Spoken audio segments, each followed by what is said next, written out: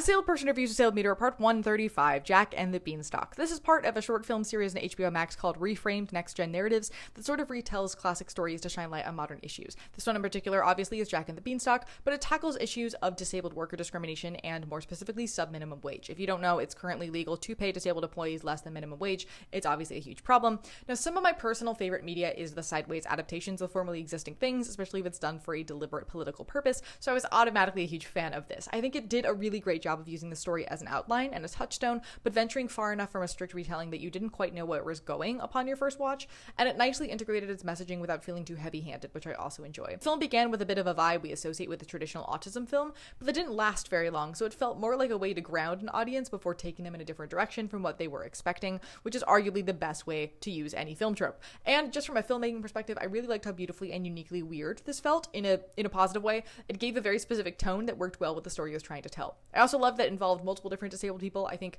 the way we're trying to better integrate media of late is usually just to have one disabled character, and you don't really notice that's odd until you start to think about it. So this film choosing to have multiple was really lovely. So if you have HBO Max, I highly recommend checking the specific episode out as well as the rest of the series.